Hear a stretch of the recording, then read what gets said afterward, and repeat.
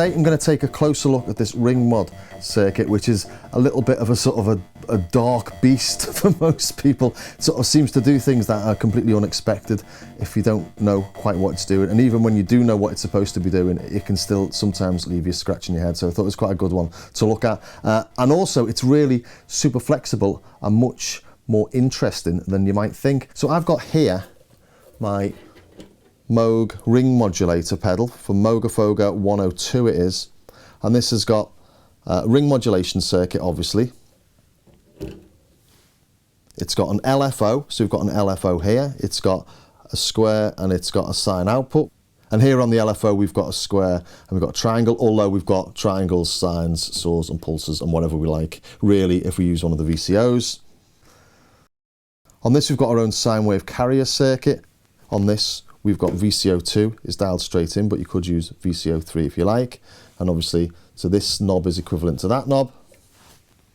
Low and high, equivalent to low and high. Modulator mix. That's what these sliders do here. And we've got the drive circuit, and we've got our preamp here. That can add some drive as well. So this synth has basically got one of these built in, which is pretty cool. So I thought I'll have a little play with it as a ring modulator and do some daft vocal stuff, and then take a look at some of its sort of deeper functions maybe. So starting off with a microphone, just an SM58, and I'm just using the sort of weirdest cable ever. So we've got this odd connector here, just to show you there's nothing special going on. It's an SM58 with an XLR attachment, then 6.35mm to 3.5mm, and this is going to go into the input circuit of the preamp, and the preamp output is going to go into the left hand side of the ring mod. So this should be really just a case of singing into the mic or just talking into the mic.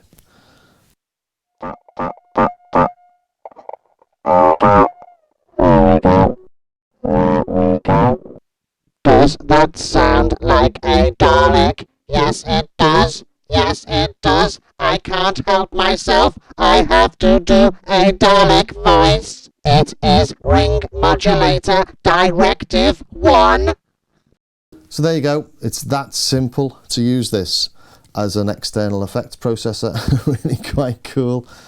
You know, obviously we can do all the various things that we could do on the Mogafoga pedal. We could modulate oscillator 2, let's modulate that with the LFO.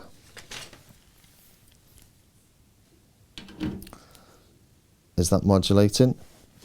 Is it modulating? Yes it is. Yes it is. It is starting to scare me. I want it to stop. I want it to stop. If you don't know what a ring mod does or how it creates the sort of crazy tones it does, I'll show you just very, very quickly. I'll use two sines, one from VCO3 and one from VCO2. VCO2 is normalized to the ring mod, and what it does is it creates the sum and the difference of the two waves. So I'm using a sine because it's the most simple of the waves.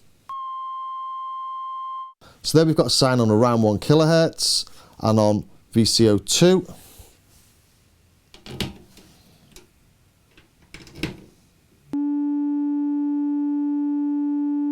let's put it at 300 so that they're not in any way musically connected, just to demonstrate.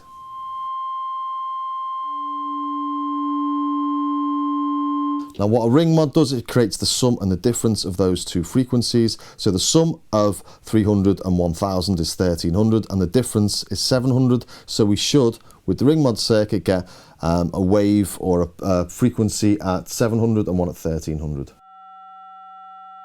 And there we go. Please that work.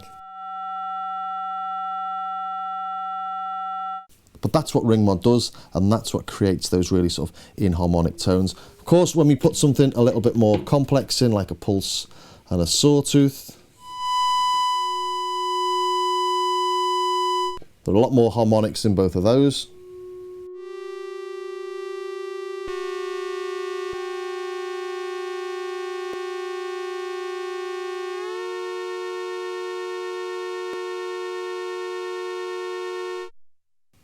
So what have we got there? a pulse and a sawtooth. Combining those two, it's a lot more harmonics, aren't there?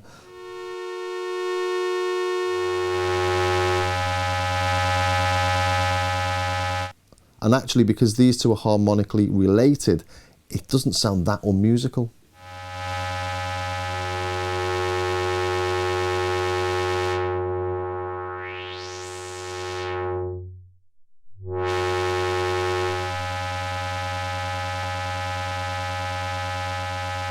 But you can see there on that fundamental we've got something around 100 Hertz. And that's because we've got the difference of these two. So you're getting frequencies that are harmonically lower than the two fundamental frequencies, which isn't what you normally get with distortion. They're normally higher.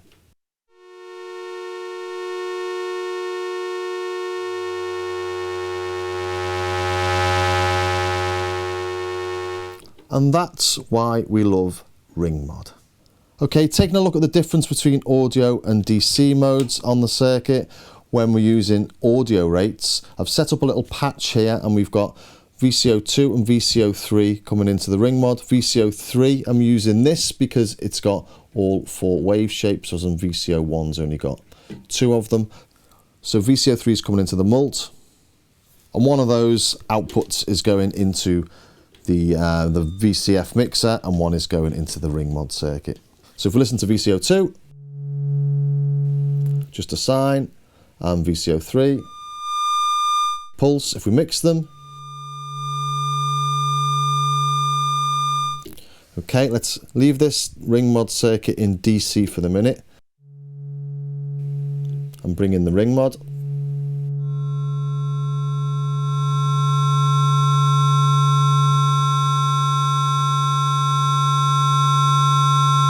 And you can see that's effectively amplitude modulation, because we're modulating the shape or the amplitude of this sine wave with this pulse. And we can still hear the fundamental frequency. And looking at the frequency analysis on that, that peak at about 150 and 400.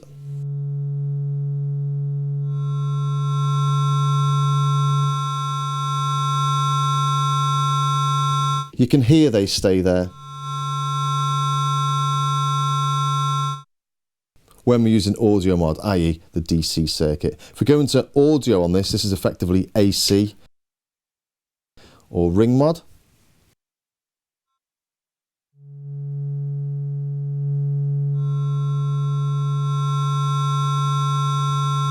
All looking very similar so far, but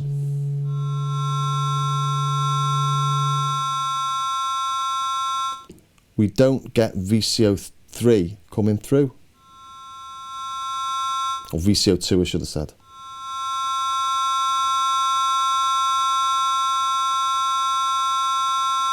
And that's because in ring mod the pulse wave can go negative, which you can't do in DC mode. In DC mode it can only pull it towards 0, and in AC mode or ring mod mode it can pull it through 0. And just to show exactly what I'm trying to say there, because it's really complex, ta-da, a little graph. So in DC mode, it can only pull it down towards the 0 line, but in AC mode, the pulse is going above and below, and we get this shape, so we lose that fundamental. And that's what we're seeing on the frequency analysis. Look at, that's amazing that. I'm really pleased with my little bit of graphics there. Very high tech. So just show that again.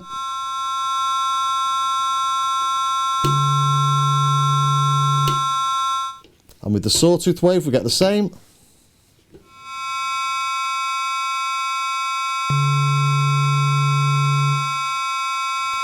However, when we move to the triangle and the sine,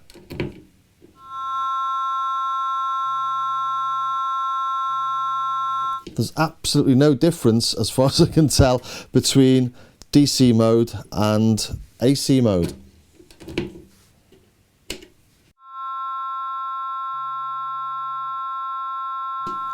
We don't retain this shape.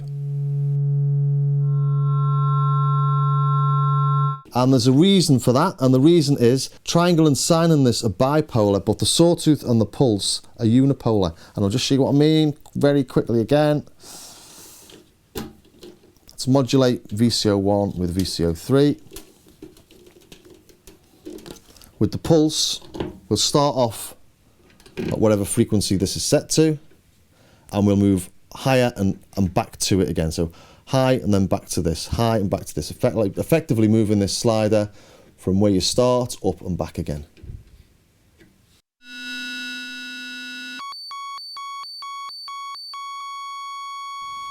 It never moves lower than this frequency.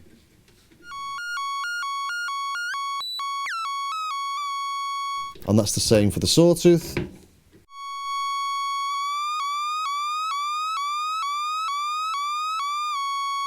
But with the triangle, it starts this frequency and moves above and below it.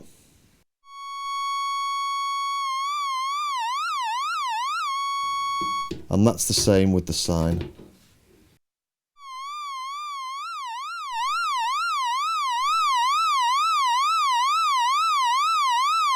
So that's why the DC circuit sounds different if you're using the triangle or the sine than it does if you're using the sawtooth or the pulse. Let's now take a look at what it can do as a voltage processor, because it can act like a VCA. Let's just patch in a constant note to modulate with the VCF. I've just patched in a constant little tone.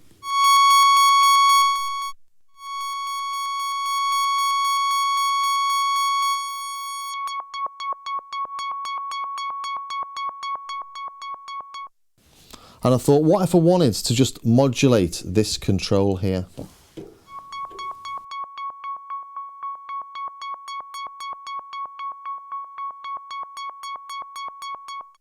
There's actually not a lot of ways to modulate these sliders. The sliders are used to modulate something, but to actually pick up a slider and just wiggle it is actually quite difficult. But we do have the ring mod to help us out here, because we can use it like a VCA, and we can use the LFO to modulate the amount of ADSR we're using. So if I take the ADSR and put that into the ring mod circuit, take the LFO, put that on the other side, slow this down,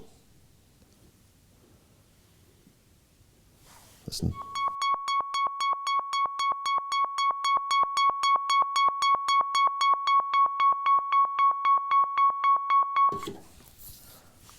And then let's patch in the ring mod output into this ADSR control here.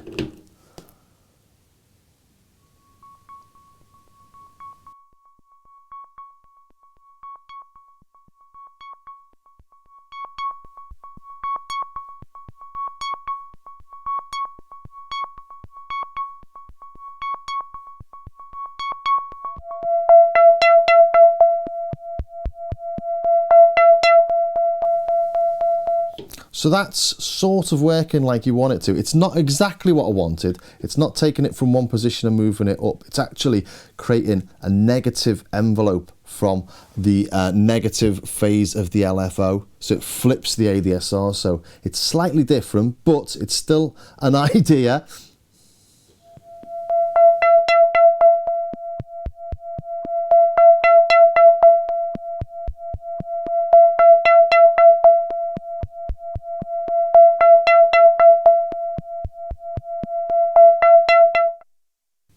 And as we saw earlier, the triangle and the sine are all bipolar, as this is. So maybe let's try it on a sawtooth, so it'll go up and then down to 0, hopefully. Let's see what happens.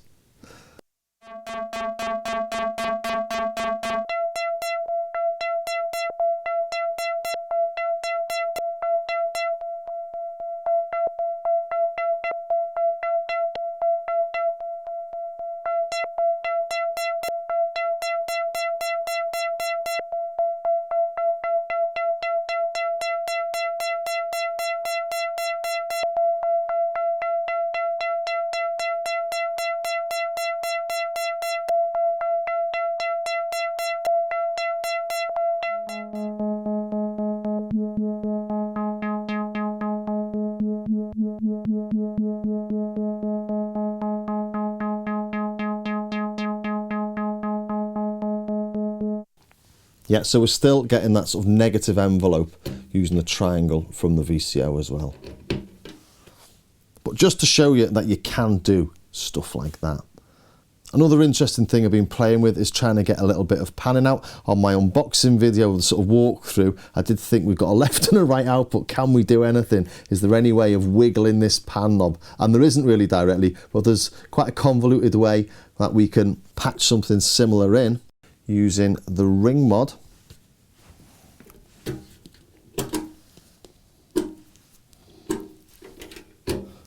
What we need to do is get two signals, one coming up and one going down. And I showed something like this in my unboxing as well. Get a sawtooth, stick into the mult. Let's invert it and put it into VCO 2 and put a non-inverted one into VCO 3.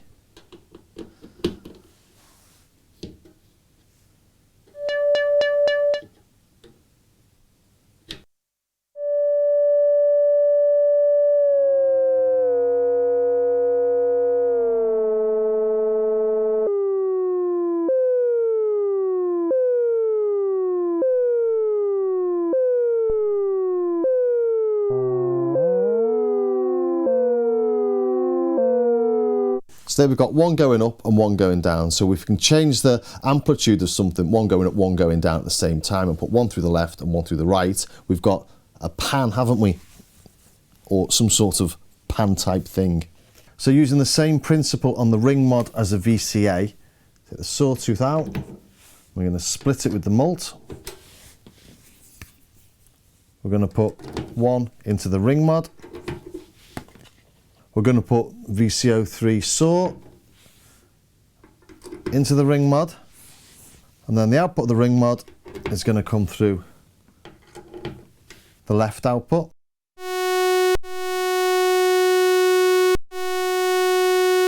And there we've got a rising saw, haven't we?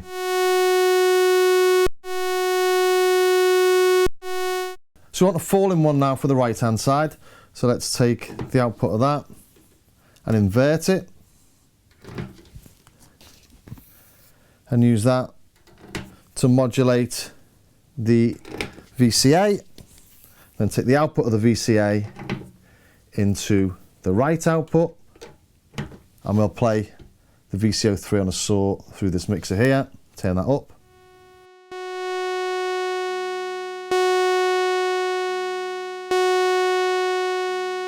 So we've got one rising, one falling. Let's play them together.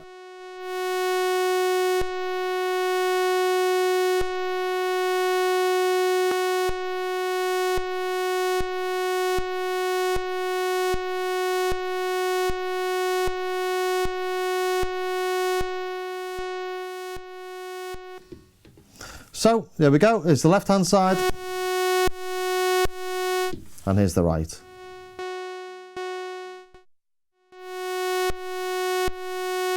We can't use the reverb though, because these outputs come after the reverb circuit.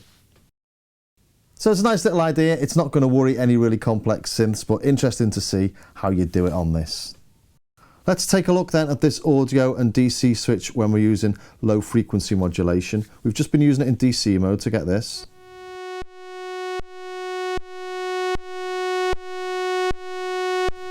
But in audio rate mode or in AC mode, you only get a little sort of a pop or a click as it passes through zero, so.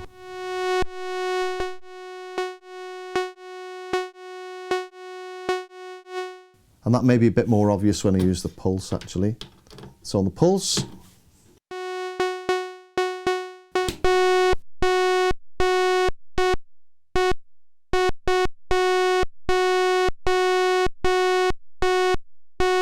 the ring mod circuit's acting like a VCA, and when the pulse is high, the signal's coming through.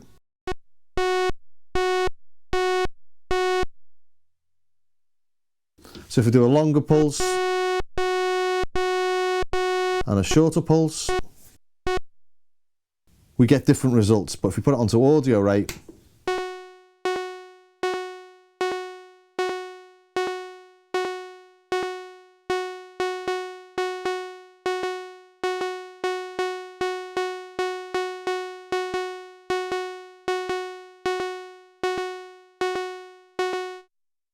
We're just getting short pulses, but what we are getting are different rhythms. So these different rhythms can be used as modulation sources to create stuff that you can't create just using the sort of standard LFOs and envelopes, which opens up a whole new world of sort of rhythmic possibilities.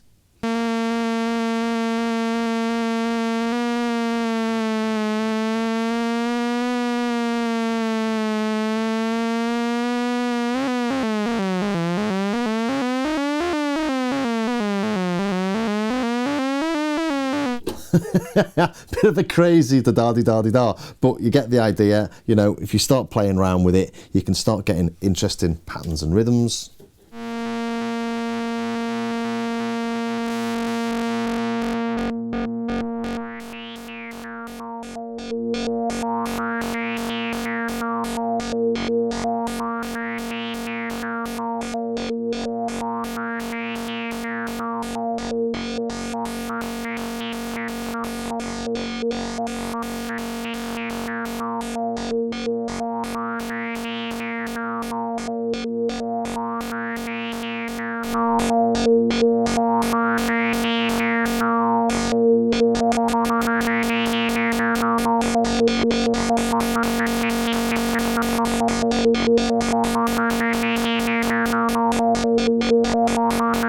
Well, let's try that as a clock source, shall we?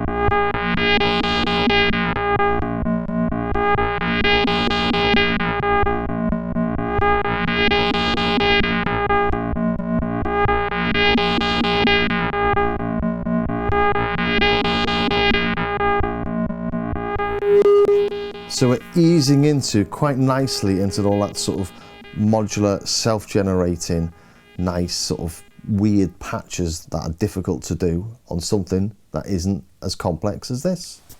Well, I hope that was of some use to somebody somewhere, and if it was, please think about subscribing and ringing that bell, and maybe even join me over on my Patreon page, where I've got over 6 hours worth of tutorials helping you to get the most out of your synths, module by module, with examples on different bits of kit and tutorials going through how each section works. Okay, well, hopefully I'll see you next time.